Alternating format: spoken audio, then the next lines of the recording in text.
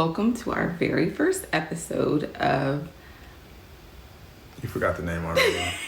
We're really excited about this new endeavor, and honestly, it's really out of our comfort zone. Well, out of my comfort zone. I'll speak for myself. I'm more of an introvert, particularly when it comes to life and what's going on in my life. So this is definitely me stepping out of my comfort zone, but I'm excited because I really feel like there's people out there who can probably relate to us and our story and what we may be going through potentially. And so we really wanted to share this with the world. So my name is Amber, and this is Larry. Yes, so this is our YouTube channel. Thank you so much for joining us. And it's weird. Okay, so I'll just have to put it out there. The very first episode, we have a really big announcement, and that is we are actually going to be going through IVF for the second time. So we already have twins. They're actually 6 years old now, and we came to the conclusion that we wanted to go through IVF again, which is actually kind of crazy. It's very crazy. I didn't think I would be in this place talking about this, but there's definitely a place for it. Yeah, so it's interesting because when we had Mitchell and Madison, those are the first two names, we were like, we're done. We literally got rid of everything. Like, all our baby stuff was like out the door. Like, we did not even want to see it in the house. And it wasn't a thing of like we didn't enjoy our kids or anything like that. We just were like, we want to have two. Our family is complete. Everything is perfect. And so then, I don't know, like, people ask me, people who know us are like, we thought you guys were done. Like, what are you talking about? And I think what sparked it for me was I told Larry, you know, I had the kids. I went through the C-section, all of that kind of stuff. And, you know, as we were getting older, I was like, you're up, buddy. So in terms of like, you know, us kind of cutting the cord and being done for real, I was like, it's time literally, for you right? to have, yeah. Literally? Like literally cut the cord? Yeah. Gotcha. Well, cut the, something, I don't know. Right. Snip. It's your turn to get your surgery. Surgery, right. Surgical surgery. Yeah. But then part of me, as that like reality set in, and I was like, I'm going to plan this. Like, I'm going to call these doctors or whoever and get this done. Part of me was just like, wait a minute, what? So I guess that's a good opportunity for us to go back and talk about our first journey with IVF. So I don't know. You want to talk about like how we got there and what that process was like? First journey was a process. I mean, it was a long process, a process that we definitely wanted to go through. Hence the reason we went through IVF. But it was a long process. Like, I'm a very general kind of guy, so I'll pass it back to you to be more specific. So Larry and I have been married for 13 years. 13. We're coming up on 13 years. And so we were married for, well, we always said before we even got married, we're like 4 years after we get married, we're going to wait 4 years, we're going to have kids.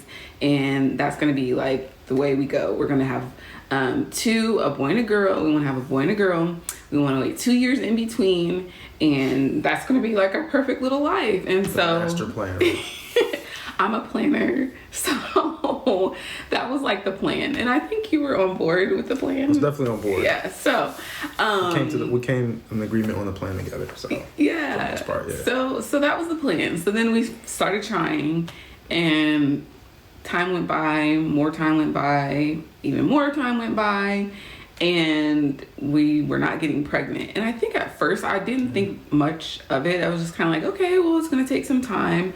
But then after 3 years of trying, we were just like, okay, what's really going on? And so that definitely for me was that was a big journey for me because, you know, for both of us, yeah. But as a woman, I felt like I should be able to have kids. Like, that's what I was made to do partly. And so it was kind of hard for me to kind of go through this process of thinking, like, if I skipped a day on my period or whatever like that, it was like, okay, well, you know, maybe I'm pregnant. So then I would take a pregnancy test and then it would be negative. And so like going through that cycle was hard. So ultimately I ended up having, I think it was just like a regular annual visit with my regular PCP, my primary care physician, and I was telling her about, you know, what's going on and everything. And she would ask me too. I love, shout out to Dr. Bartiel. I don't know if she'll ever watch this podcast or YouTube, but I love her. And she would always talk about,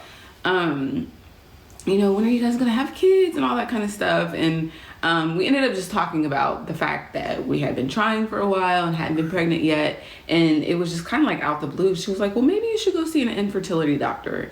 And I was like, okay. I didn't really know much about it, but obviously I knew it was somebody who should be able to help us figure out what's going on. So nonetheless, went to the infertility doctor, or fertility doctor. I might be saying it wrong. Fertility doctor? I don't know. Fertility doctor. So when you think we would know, right? Because we went through the process. We went to go see the doctor that will help us get pregnant. Yeah, it's probably the best way to say it. So went to the doctor and they ran multiple tests on both of us, actually, which I never even really considered. But they ran tests on Larry. They ran tests on me. Ultimately, Larry had low sperm count and I had what they call PCOS, which is like cyst all over my ovaries.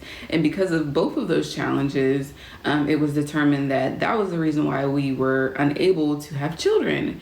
And so finding that out was just like, okay, like now at least we know what's going on. And that's what started us off on the IVF journey the first time. And so we actually, before we got to IVF, we went through IUI a couple of times. And so for those who are not familiar with all of these things, IUI is essentially where you kind of time up your periods and your ovulations and all of that, and they inject me with sperm in hopes that I will be able to get pregnant through that. So we went through a couple of rounds of that, and that was not successful. And we ended up talking to the doctor just about options, and the next phase was like IVF, which is in vitro fertilization. And so that's when they actually retrieve the eggs, join it with the sperm, and then basically like put the embryo, well, hopefully that it creates an embryo. Right. So like the sperm and the egg gets fertilized, and then essentially put it back inside of you, and you with the goal to get pregnant. And so that's what we did, and we decided for the first round of IVF to put 2 in because we wanted to have better chances, I guess. Better chances. Is that why we put 2 in? That's the reason why. So we put 2 embryos in. So we had 4 total. So when we went through the whole cycle the first time, we had a total of 4 embryos, and we actually froze our embryos, and we put 2 of them in. And so we found out, I will never forget, I was at work and I got the phone call, which being at work through this whole process, let me tell you, is like a whole different thing too. Based on the job that I had at the time, it was like I would have to like get a phone call and try to like be discreet and like go talk to the nurse about what was going on, because as I said in the beginning, I'm a very like, I don't put my business out there, so no one really knew what was going on, not even our families actually in the very beginning. So nonetheless, I was at work, I got the phone call that I was pregnant, and I think I was in shock. I just couldn't believe it because because every other time that I thought I might be pregnant, I wasn't pregnant up until then. And so I was just like, oh my goodness. She was like, I have something to tell you. You're pregnant. Or no, I think she said like the official term, like your HGC levels are high or something. Sorry guys. This was like 6 years ago, 7 years ago almost. So I'm probably messing up the verbiage. Oh, the verbiage. Sorry for those in the medical field out there. But nonetheless, she said I was pregnant. And I called Larry. And I told Larry, so how were you feeling at that time? So honestly, at first, I really didn't know. I had no idea what she was going to say. So I was hopeful. But we had tried so many times that it was kind of like, well, hopefully we get pregnant. But if it's not, then we've been here before, so we know how to proceed. But nonetheless, when she had told me, like, I was overjoyed. Like, I was just through the roof of excitement with regards to what she had shared with me. So I know the next step was actually to go to the doctor, right? Yeah. So you did the ultrasound. Well, yeah, so I got the call. I think you did like a series of tests just to make sure, and then the ultrasound. So I don't remember if it was the very first. No, it was the very first ultrasound, wasn't it? I believe so, yeah, because you have to wait a few weeks. I think, again, as she said before, it's been like 7 years, so a little bit fuzzy on the specifics. But yeah, that was a cool experience, right? Yeah, to the doctor, so we went to the ultrasound. Yeah, so we went to the ultrasound, and we were just thinking like, okay, we knew we were pregnant, obviously, so we're like, okay, we'll see, the baby for the first time or whatever. And keyword, I said baby, even though we put 2 in. I don't know why it was such a shocker. Such a shocker. So we go to the doctor, and they're doing an ultrasound, so obviously they can see what all's in there. And the doctor was like, yeah, she's like, there's 1, there's 2, and just kept talking, like no pause, just kept talking. And I said, wait a second, time out. Just wait a minute. How many are in there? She said 2, and just kept talking again, like didn't even pause again. I was like, wow. I was like, I know we put 2 in there, but like we had been rejected so many times, and not rejected, but we had so many failures. Not failures. What's the word I'm looking for? We hadn't been pregnant. We hadn't been pregnant. There we go. So, but nonetheless, just to share the sheer fact that not only did we have 1, but we had 2, and there was just like a lot to take in. Because now you're thinking, at least from my perspective, I'm like, I gotta get 2 cribs, I gotta get 2 of everything, basically, which we pretty much do have 2 of everything. But nonetheless, I was like, this is a big task to take on, but we're prepared for it though, and it's been a fun journey. Yeah, so that was like the very high level fast version of IVF round 1 in Mitchell and Madison, which we'll have to share the kids with you. I'm sure they will enjoy being recorded and all that kind of stuff. So we'll have to bring the whole family together. But right, that was the first journey, and then going back to the second journey, kind of the why behind it. I think ultimately, aside from like the emotion of like, wow, we're really saying we're going to shut the door on having more children, even though I was completely convinced I was done. I'm telling you, I was convinced I was done. Me too. But I think what it came down to, as I mentioned before, we had 4 embryos. So we had 2 of them that went in, and then we had 2 of them that were still frozen. And so as we were talking about the different options with the last 2, we were like, well, we have, I think, 3 options. 1, we can donate the embryos to research, which I wasn't really feeling that option. 2, we could donate them to like another family that was unable to have kids or whatnot.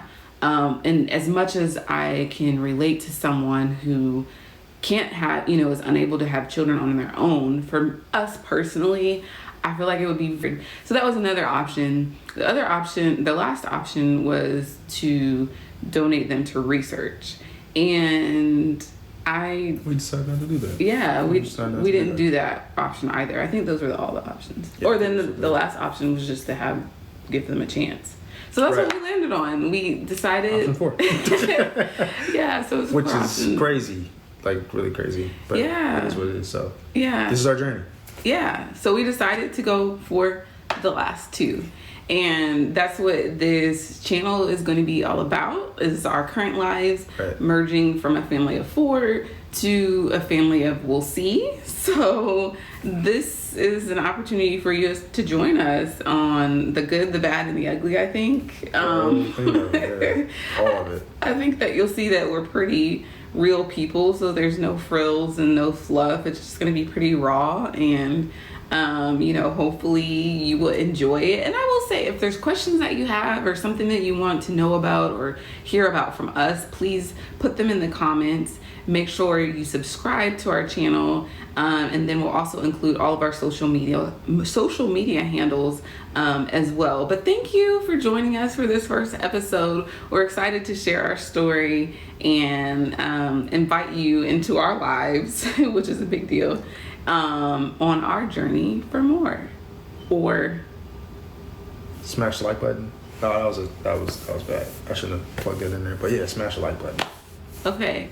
Like us too, subscribe to our channel, and we're excited that you're joining us on this journey for more, or preparing for more. Thank you for joining us as we prepare for more. Bye.